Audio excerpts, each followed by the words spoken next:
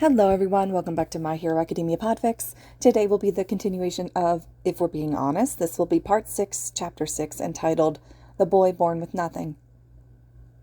Shoto wasn't entirely sure how to feel about this quirk. On one hand, it could be really annoying. When he normally would keep his mouth shut, instead it forced him to open up at the most inconvenient of times. Sure, he was normally a very blunt person, but he liked to think that he was also a considerate person. This quirk was making him question that. However, this quirk was also the reason that he was dating his crush, so points to the truth quirk for that. It was also the reason that he now knew how much Izuku had struggled in the past. It was just like him to listen to Shoto talk about how horrible his upbringing had been, but still not say a word about his own. It was one of those things that he loved about him. He was so caring and selfless when it came to others, but it was also one of the things that he hated about him. He never cared about his own well-being. Shoto didn't believe in fate, but he knew that something had to have pushed them together. How else could he be so lucky as to be able to love someone as amazing as Izuku? It didn't make any logical sense. Things didn't work out for Shoto Todoroki. Maybe this was all a cruel trick. They would live together after graduation, content with each other and the life that they would build, and it would be ripped apart from him just when he started to get used to being happy. Izuku could be fatally wounded in the line of duty, and he would be alone all over again, like he had never left the cold halls of his father's house. Or he could just realize how much of a mess he really was, and just leave. And now, because of the other night, Shoto has even more fears to add to his ever-growing list. Izuku has been depressed and slightly suicidal in the past, and that was the thing that he feared most now, that he would snuff out his own light when he least expected it. He would go back and relive his childhood 1,000 times over to keep that from happening. It also explained how self-sacrificing he was. Shoto shuddered at the thought of that. It was just that Izuku was so caring and compassionate and open all the time, truth quirk or not. It was endearing, the way he spoke his mind and encouraged everyone around him no matter what. He loved him for it, being so loving and inviting when he himself was so used to being closed off for his own safety. Of course, with the truth quirk, it was more of an issue. That piece of trash can die for all I care, especially when Endeavor was suddenly brought up in the dorms. In a more private setting, it would have made Shoto laugh, but now, with everyone staring at the two of them, and Izuku now looking at him with wide eyes, it just made him freeze in terror. Everyone was obviously shocked by the words that came out of Izuku's mouth, as something so violent was usually not his go-to, and aimed at the #1 hero, no less. They were in the middle of some Disney movie, but someone must have paused it because the room was now dead silent. Izuku didn't seem to care. He was staring at Shoto in fear, like he would be mad at him or something. He could never see himself being truly angry with Izuku, but he understood why he might think he would be. "I'm so sorry," Izuku whispered, almost inaudible. "Why would you say that about the #1 hero?" Sero asked apprehensively. "He saved so many people." "Because he's the worst," Shoto answered for him, partially against his will. "He's a complete fraud of a hero." What had Izuku said a few days ago? Something about how the quirk could be overloaded when too much information was being processed at once. Yeah, that was probably happening with everyone, because no one said a word. Every quirk had a weakness after all. Too bad it was a stupid weakness, and not something to, stop it altogether. "Why is he a fraud?" Uraraka asked eventually, sounding terrified by the sound of her own voice. Shoto felt his fists clench at his sides. He couldn't say. "He's abusive. He hurt my whole family, including me. He's the reason my brother's dead, and my mother's in a mental hospital." He felt Izuku put a hand on his, and Shoto forced himself to unclench his own and take it. He hoped he hadn't accidentally drawn blood with his nails. "I'm so sorry," Izuku whispered again. "I didn't mean to." "I don't blame you," he said, because "it's okay" would have been a lie. He didn't look at anyone's faces as he spoke. That would have been way too much to handle right now. Not that this wasn't already far too much. "I think I'm with Bakugo on this whole quirk thing. It's the worst." He let go of his boyfriend's hand and stood, head still down. "I don't feel comfortable talking about this right now. I'm going to my room. Izuku, you can come if you want." He wasn't even 2 steps away when he felt a hand in his own again. "Of course I'm coming. Good night, everyone." Shoto almost laughed at everyone's still gobsmacked expressions as they entered the elevator. Almost. They were in Shoto's room when he finally broke. "I'm so sorry," Izuku said as he sat down next to him on the bed. I didn't even realize what I had said." "To be fair," Shoto said, throat tight, "I would have said the same thing. He can go die." Izuku gave an almost laugh, and it was breathy and shaky and made his shoulders tremble like an earthquake. Yeah, I guess you're right. Shoto tried to ignore the tears in the other boy's eyes, but he couldn't, and for some reason that was the single last straw that broke his back. Great. Crying. He loved crying. He hiccuped lightly and was making Izuku's gaze snap to him and eyes widen almost comically. And now I made you cry. It's not your fault, Shoto said around the lump in his throat, grasping Izuku's hand like a lifeline, even though he couldn't see him past the tears in his eyes. It's not like they wouldn't have found out. It's literally the second week of this stupid thing. I'm surprised it didn't happen already. Are you going to tell them anything? Izuku asked before he immediately winced. That was blunt. I hate this. But I have to ask, are you just going to leave it at what you said, or... Shoto sighed shakily. I don't know. You shared a lot with everyone already, right? Despite his tears, Izuku smiled a bit, though it looked a bit more like a grimace. I guess, yeah. They know the basics, just like they do with you now, but I probably know a lot more about you than they know about me. At this point, we should just do a Q&A with everyone, Shoto said, only half joking. We'll all just sit in a classroom and ask each other about our inner demons and discuss it like we're just having a conversation about quirk laws or something. Izuku laughed weakly, letting his head fall onto Shoto's chest like he would be safe from their problems there. That would save us some time, that's for sure. And then, for some god-forsaken reason, Shoto latched his arms around Izuku and began to sob. They know, he found himself saying, vision blurry. They know, they know, they know. They do, Izuku said. He sounded like he was crying too, and his arms were suddenly wrapped tightly around him as well. And I'm so sorry.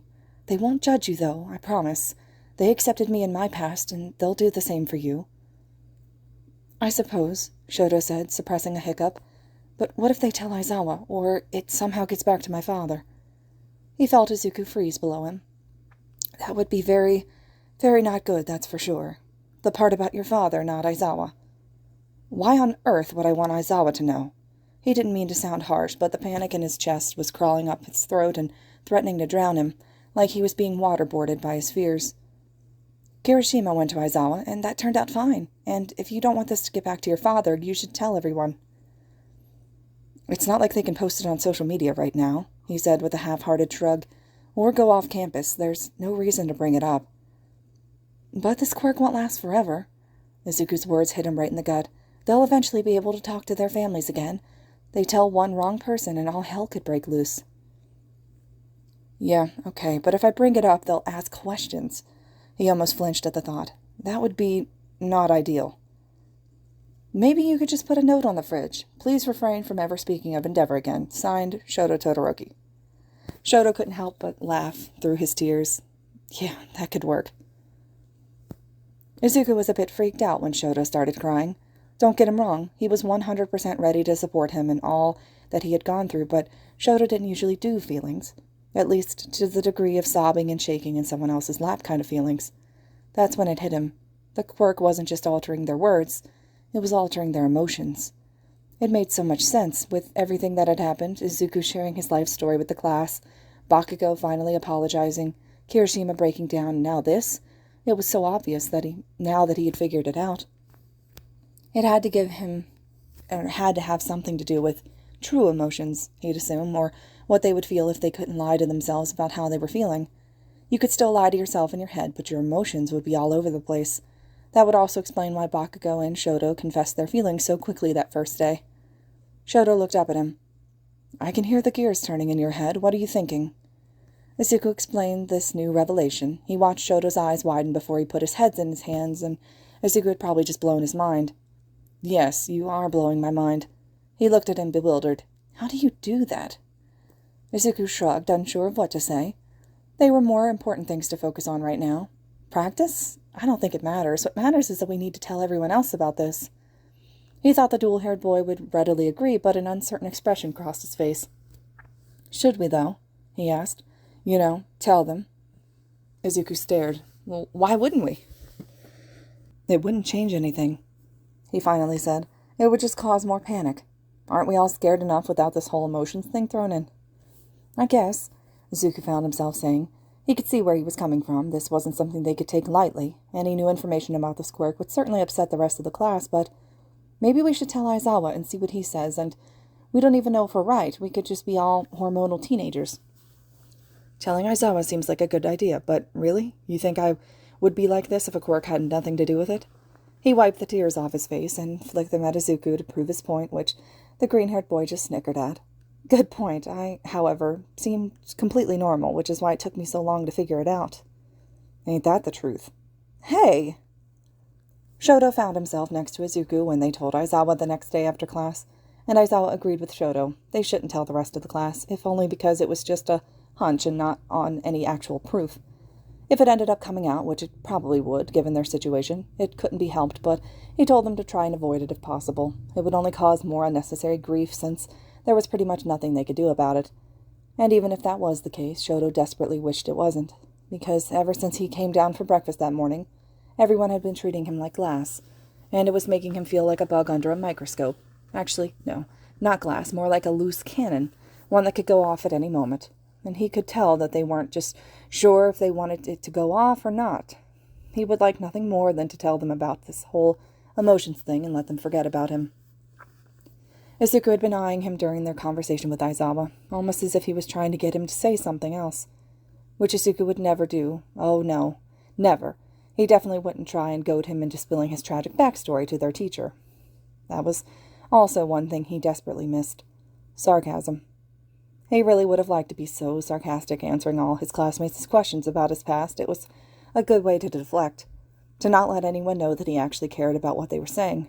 And even if they were still very bad at actually being sarcastic, social interactions were still a bit of a challenge, of course, and he had only ever been sarcastic to his father for most of his life. It might have made things worse sometimes, but getting that tiny bit of control back was worth it to him. But yeah, he still didn't understand other social norms, which is why, that night at dinner, he was fully unprepared for his storm that his classmates were about to bring. Izuku wasn't kidding about the whole honest emotions thing, that was for sure. "Why is your mom in a mental hospital?" Uraraka asked unceremoniously from across the table, before her hands flew to her mouth. Izuku quickly stood up. "Hey, what if we didn't—" "I'm so sorry," she yelled, also standing up and bowing slightly at him. "I've been trying so hard not to ask, and now I have, and now I'm just ruining all of this." "You're okay," Shoto said, trying to ease the tension. "You can both sit down." They did, if rather slowly. All chatter had stopped at this point in the favor of staring at the mess unfolding in the middle of the table. Do you still want to know?" he asked quietly. "You all already know a lot." Was this how Izuku had felt the other night? If the hand suddenly gripping his own with anything to go by, then yes. It also meant that there was really no point in fighting this any longer, especially if he would just be delaying the inevitable. "I mean," Uraraka had a bright red face, "you don't have to tell us anything." She poured boiling water on my face. "There," he said it. "She was having a mental breakdown because of my father's abuse. She hated my left side because it looked so much like him." Nobody said a word, and for a moment all he could hear was the blood rushing to his ears and blood pumping through his veins. That was, of course, before all hell broke loose. Questions assaulted him from all directions, making it impossible to distinguish who was saying what, or what they were even saying. It was too much, too many words, not enough quiet. He almost lifted his hands to cover his ears, just to make it all stop. "Everyone shut up!" Bakugo suddenly yelled, slamming his hands on the table, and forcing everyone to look at him instead. "Leave Icy Hot alone!" "Kachan's right," Izuku said quietly, eyes shifting to the boy who was now staring sadly at the table, head down so that his hair covered his eyes. "It's my fault you guys even know all of this. Don't make it any worse." "It would have come out eventually," Shoto managed to say, squeezing his hand and doing the best to reassure him. "Don't blame yourself, and I was the one that asked her if she really wanted to know after all." "So that's how you got your scar," Yamamomo said, gripping Jiro's hand so hard that her knuckles were white. The other's hand wasn't much better, whose face also looked strangely blank. "Yeah." His throat was almost closing in on itself, which was weird because he knew he wasn't allergic to anything. Maybe he was allergic to emotions, and this quirk would kill him, which honestly wasn't a horrible alternative right now. "I didn't see her for years after that. My father really only put her in the hospital because she scarred me. He didn't say the words hurt me, because Endeavor had done that every single day of his life." Why is he still a pro-hero? Shinso's voice was dark and had a certain edge to it. Why is he not in prison? Money, mostly. Shoto found himself internally chuckling at the sheer ridiculousness of society. Criminals always thrived at the top, after all. He had a lot of it to throw at his problems, including how he never bested All Might. It's the reason that I'm here. He hadn't even realized that he had said that before he looked back up and saw all of his classmates staring at him in abject horror. What do you mean, the reason you're here? Someone choked out. And Shoto sighed. This was going to take a while. Could he knock himself out with his own ice? I guess I should start at the beginning. Do any of you know what quirk marriages are? Isn't it like dog breeding? Sue said bluntly. But like with people in powers? Sue! Ida scolded. Why would... Oh, she said, making her face turn bright red. I'm sorry, Ribbit. It's okay, Shoto found himself saying. It really was the same concept-wise, so he ignored the weird feeling that shot through his chest at that thought. You're not wrong. Most people view it as unethical nowadays, but for the number 2 hero, buying a woman with an ice quirk wouldn't be too much of a problem as long as it was kept under wraps. All he had to do after that was have a powerful child and train it to become the next number 1 from the age of 5. He let his statement, which had already pretty much no control over, and the words spilling out of his mouth like vomit, sink in. He couldn't imagine what was going through everyone's minds, but then again, he didn't have to. Everyone was shouting over each other once again. Shoto forcefully remained silent as they all unwillingly shared their opinions on how horrible and appalling the monstrous guy was, but it was like he wasn't even painfully aware of that already. He hated thinking about it for too long, because then he started to hate himself on a very unhealthy level. He wasn't sure what made everyone finally calm down. Maybe they all just got the anger out of their systems, or perhaps they simply realized that he wasn't going to try and talk over them. Maybe the quirk just wore off for the time being, since they probably would have stayed silent in the first place if they weren't under the influence of it. He still saw very hateful and somber expressions on most of their faces. They were probably unsatisfied with his lack of explanation, and he suddenly felt guilty. I'm sorry for being so unhelpful with my words, he said, somewhat awkwardly, trying his best to be sincere. I'm trying to not think as much of it as I can while I'm talking about it, but if you all really want to know.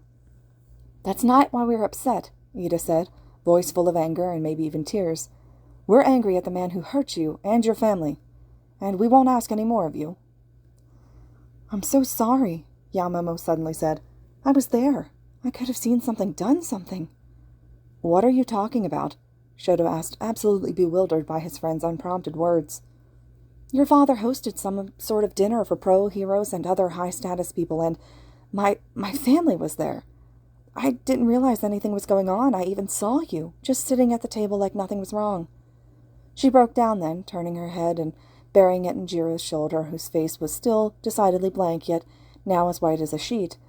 Shoto felt his heart aching at the sight of the strongest girl in class, and his oldest friend, falling apart at the seams. It's not your fault. Shoto reached across the table and grabbed her hand, shocking even himself at the show of affection. He barely registered the single tear track on his own cheek as he stared at the table. He really only noticed when he saw it land in a perfect little droplet on the wood.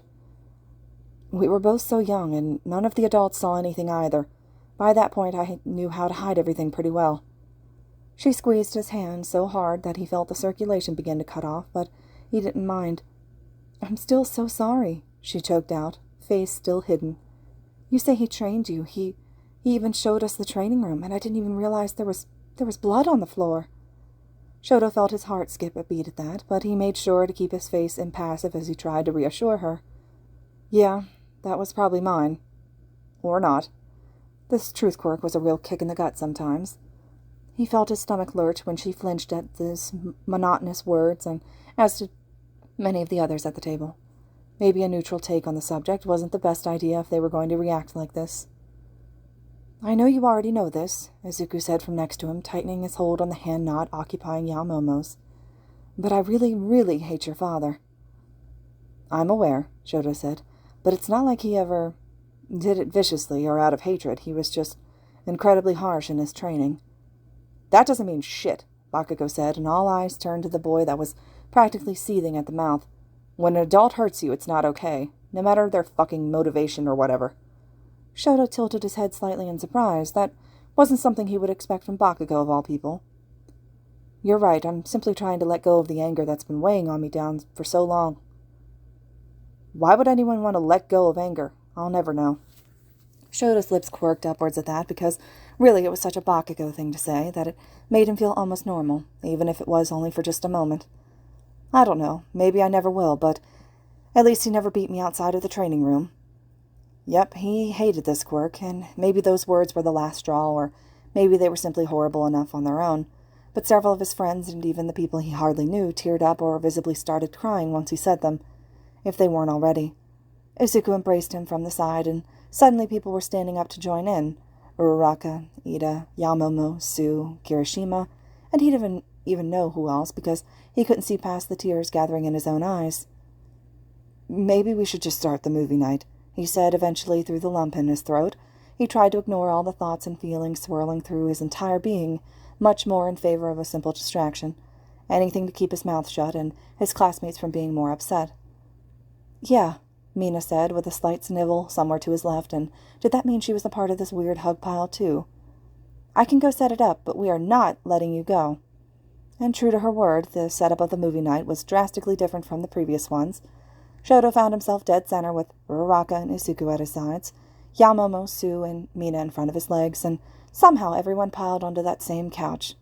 Someone was above him, on top of everything, and he was pretty sure it was Tokiyami based on the feather that fell in his lap. Izuku was curled into his side, like he wanted Shoto to hold him and never let go. He happily obliged to that, putting an arm around him and letting Izuku rest his head on his chest. I love you, the greenette whispered next to his heart, making him melt. His boyfriend was certainly a badass on the field, but damn if he wasn't adorable like this. Love you too, he whispered right back. He hardly paid attention to the movie, too content in soaking in the warmth of everyone around him. When was the last time he'd received this much attention? He wasn't entirely sure he had ever had it at all. And man, was it wonderful. Izuku was a great hugger, but there was just something different about having all his friends close by. You're mumbling, Izuku mumbled into his chest. That's usually my thing. Shoto found himself smiling softly. I'm just thinking about how much I appreciate all of this, I guess. He said it a bit louder so that Izuku could hear him better, but he guessed it was just a bad whisper. Several people turned and gushed about how amazing he was and how much they loved him. Thanks, guys, he said, fighting against the growing blush on his cheeks. I'm not used to this kind of affection. Someone paused the movie, indicating that once again the attention was back on him, and damn it, this movie night was supposed to be a distraction so that he didn't further upset his friends. Hey, Todoroki, Kirishima whispered. Shoto looked over to see him lower the remote, meaning he had been the one to pause the action sequence that they were looking at. Can I ask you something about what you said earlier? Shoto felt a heavy weight settle in his chest, but nonetheless nodded. Sure. You said Endeavor was responsible for your brother's death. Do you ever think anything like this with him? Did you ever do anything? Or other siblings if you had them? Like, I just hate the idea of you being alone, like you're implying.